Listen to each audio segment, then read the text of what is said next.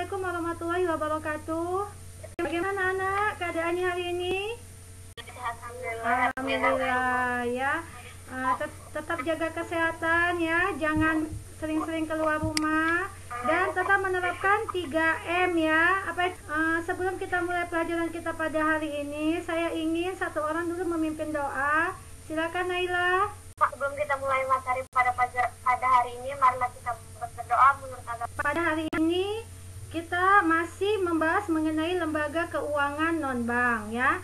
Kalau pada pertemuan sebelumnya kita sudah membahas 4 jenis lembaga keuangan non-bank, yaitu asuransi, sewa guna usaha, koperasi simpan pinjam, dan pegadaian.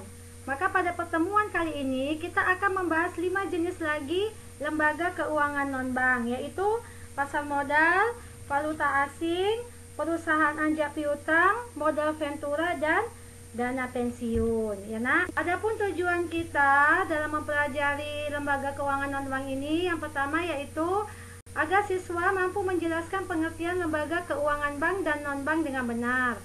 Kemudian yang kedua, agar siswa mampu mengidentifikasi jenis-jenis lembaga keuangan bank dan non-bank dengan benar. Kemudian yang ketiga, agar siswa mampu mengidentifikasi tugas dan jenis kegiatan lembaga keuangan bank dan non-bank dengan benar.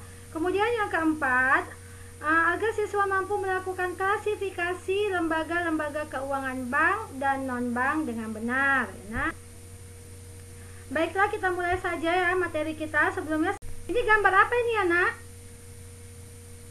Mata uang negara asing, Bu. Iya, ini gambar valuta asing ya. Jadi menurut Kasmir, valuta asing itu adalah tempat di mana terjadinya transaksi valuta asing yang dilakukan baik antar negara maupun dalam suatu negara ya. Sedangkan fungsi pasar valuta asing itu sendiri menurut Nopirin, yang pertama adalah mempermudah pertukaran valuta asing. Selanjutnya kita masuk ke perusahaan anjak piutang ya. Pengertiannya, perusahaan yang kegiatannya melakukan penagihan atau pembelian atau pengambil alihan atau pengelolaan hutang piutang suatu perusahaan dengan fee tertentu ya. Nah, mekanisme dari anjak piutang itu bisa kamu lihat pada slide ini. Di sini kamu bisa melihat bahwa ada 3 pihak ya yang terlibat di sini ya.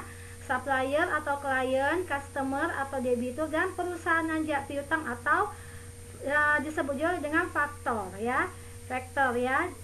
Nah, mekanismenya bisa kamu lihat di bawah itu. Customer membeli barang dari supplier ya.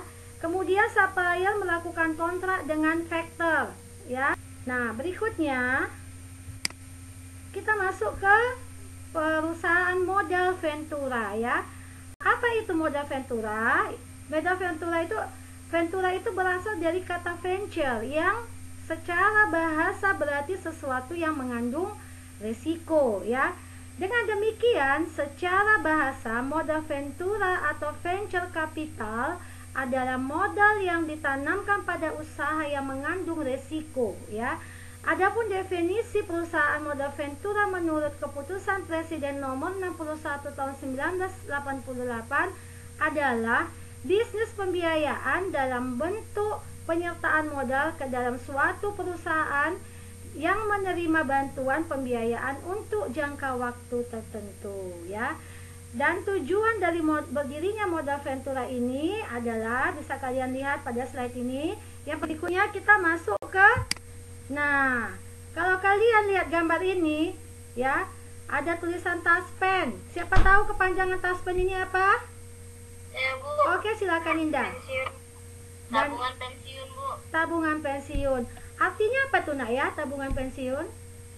Tabungan atau penghasilan yang didapatkan setelah kita tidak bekerja lagi atau setelah masuk waktu pensiun. Iya, benar ya nak ya. Nah, di sini bisa kita lihat nak ya. Penjelasannya yaitu pengertian dana pensiun adalah hak seseorang untuk memperoleh penghasilan setelah bekerja sekian tahun dan sudah memasuki usia pensiun atau ada sebab-sebab lain sesuai dengan perjanjian yang telah ditetapkan ya.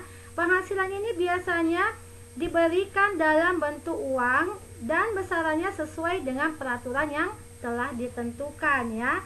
Kemudian tujuan dari dana pensiun ini adalah memberikan penghargaan atas pengabdian karyawan di perusahaan. Kemudian, agar pada usia pensiun karyawan tetap dapat menikmati hasil yang diperoleh selama bekerja di perusahaan, ya. Selanjutnya memberikan rasa aman, ya. Kemudian meningkatkan motivasi karyawan dalam bekerja dan meningkatkan citra dari perusahaan, ya. Selanjutnya, lembaga keuangan non-bank yang terakhir adalah pasar modal ya. Nah, pengertian dari pasar modal ini adalah pasar modal layaknya sebuah pasar yang di dalamnya terdapat berbagai jenis instrumen keuangan ya, jangka panjang yang dapat diperjualbelikan ya. Nah, instrumen yang diperjualbelikan di dalam pasar modal ini ada 4 ya nak. Yang pertama itu saham, yang kedua obligasi, yang ketiga instrumen derivatif dan reksadana ya. Demikianlah pembahasan kita mengenai lembaga keuangan non-bank ya nak.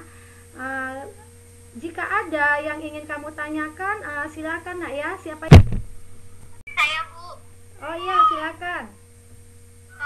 Lembaga keuangan non-bank saat anjak piutang maksudnya apa ya Bu? Iya, fee dalam anjak piutang itu adalah uang yang diterima oleh perusahaan anjak piutang ya atas jasa mereka kepada perusahaan supplier. Itu ya maksudnya. Oke, paham? Paham Bu. Ya. Kemudian saya akan membagikan LKPD ya melalui grup WhatsApp kita ya nak. Nanti LKPD-nya bisa kamu buka. Di situ ada soal untuk diskusi kelompok. Nanti kamu diskusikan melalui grup WA kelompok yang sudah kamu buat kemarin. Nah, nanti hasilnya kamu presentasikan ya. Oke, coba untuk kelompok 1 presentasikan hasil diskusi kalian nak. Silakan. Assalamualaikum warahmatullahi wabarakatuh. Perkenalkan, nama saya Nadila Syaifah Lubis dari kelompok 1. Hari ini saya akan mempresentasikan hasil diskusi kami mengenai peran pasar modal. Dalam buku pengantar pasar modal Indonesia, Hermuningsi 2012. Kemudian untuk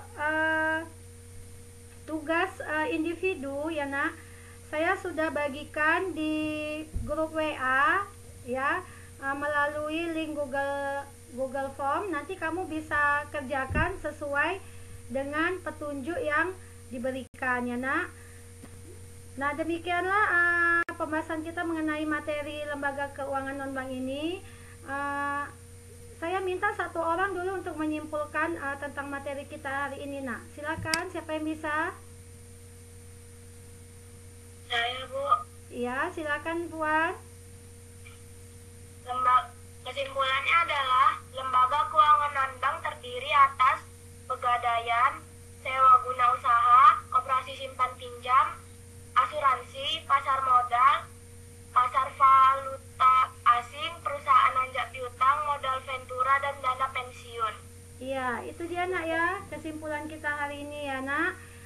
Jadi untuk pertemuan berikutnya kita akan membahas mengenai uang ya. Jadi kamu silakan baca buku paketmu dan kamu bisa juga mencari sumber referensi yang lain, misalnya dari video YouTube atau dari mana saja ya.